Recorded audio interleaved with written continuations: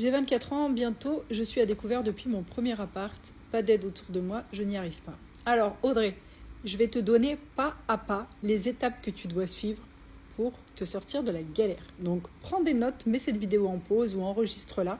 Mais si tu suis ces étapes, en quelques mois, ce sera derrière toi tout ça. La première chose à faire, il faut que tu fasses l'analyse de tes dépenses. Tu vas prendre ton application bancaire et tu vas réécrire à la main en catégorisant chaque dépense tout ce que tu as dépensé entre deux salaires. C'est-à-dire que si tu es payé le 5 du mois, tu vas partir du 5 du mois dernier jusqu'au 5 de ce mois et tu vas réécrire sur une feuille de papier ligne par ligne en suivant bien ton application de bancaire toutes les dépenses que tu as faites, tout l'argent qui est sorti de ton compte. Tu vas faire deux colonnes, une catégorie, une montant et tu vas écrire. Si c'est un resto, tu vas mettre catégorie resto et tu vas mettre le montant. Si c'est des abonnements Prime, Deezer, Spotify, etc., tu vas mettre abonnement. Entre parenthèses, tu mets le nom de l'abonnement que tu as et tu vas mettre le montant et ainsi de suite. Quand c'est des fringues, c'est pareil. Tu vas mettre le nom du magasin et tu vas mettre le montant. Amazon, c'est pareil, etc. Tu vas faire ça du jour où tu as reçu ta paye le mois dernier jusqu'au jour où tu as reçu ta paye ce mois-ci. Donc ça doit couvrir un mois. Ensuite, tu vas faire le total de chaque catégorie et tu vas voir que dans ces catégories-là, tu vas avoir du superflu. À chaque fois que les gens font cet exercice d'analyse des dépenses, ils trouvent du superflu. Le superflu, c'est tout ce qui n'est pas essentiel à ta vie quotidienne. Tu as un toit sur la tête, tu as à manger sur la table, tu as du chauffage, tu as une assurance maison, une assurance voiture, tu as de l'essence pour aller au boulot. Tout le reste, c'est du superflu. À peu de choses près. On va pas faire le détail, mais vous voyez très bien ce que je veux dire. Une fois que tu as ça, ça va te donner le montant d'où est parti ton argent le mois dernier et dans quoi tu l'as claqué. Deuxième chose à faire, c'est de faire un budget. C'est quoi un budget? C'est pas une liste de dépenses. Un budget, c'est de dire à ton argent où il doit aller, plutôt que de te demander chaque mois où est-ce que ton argent est parti.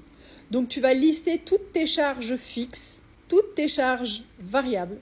Tu vas optimiser, c'est-à-dire que tu vas réduire au maximum. Si tu as des abonnements qui ne servent à rien, dont tu peux te passer, les Deezer, les Spotify, les Netflix, les machins, on sait tous ce que c'est que des abonnements superflus, tu les dégages.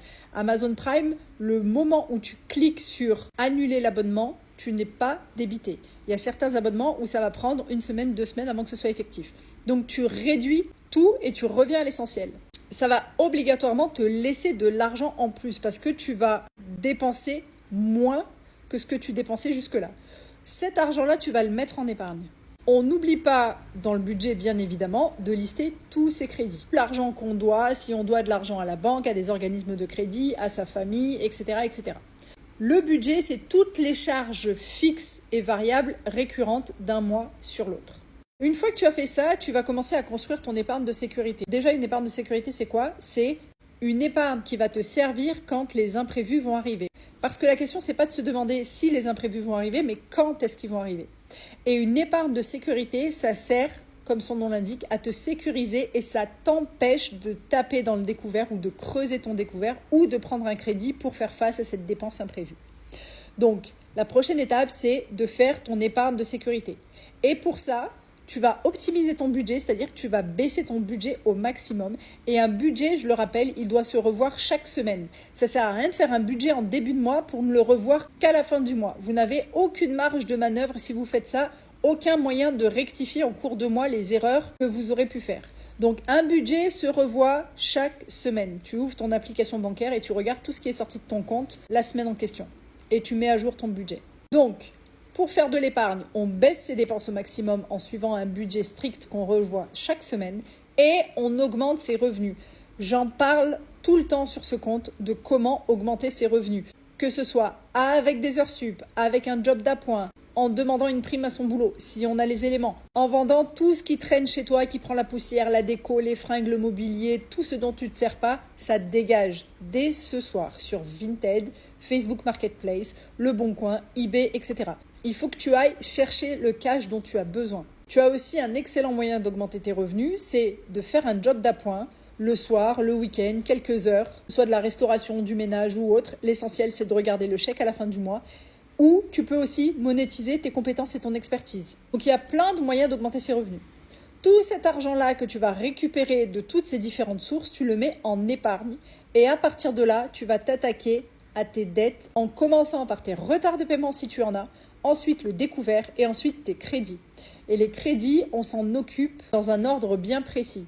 La méthode qui a marché pour moi pour me désendetter de 18 000 € en 18 mois, c'est la méthode boule de neige. C'est pas moi qui ai inventé cette méthode, mais c'est la méthode la plus efficace et rapide pour se désendetter.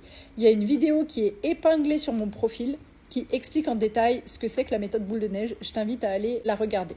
Donc une fois que tu auras fait toutes ces étapes-là, tu verras que ta situation, elle sera plus du tout la même que celle qu'elle est aujourd'hui et que tu te seras sorti de la merde. Sur ce compte, vous avez entre 1500 et 2000 vidéos qui vous donnent des conseils, pas à pas, étape par étape. Si vous suivez ces conseils, vous y arriverez. Je sais que ces conseils fonctionnent, donc si vous les suivez, vous arriverez à sortir de la galère. Courage à toi et donne-moi des news.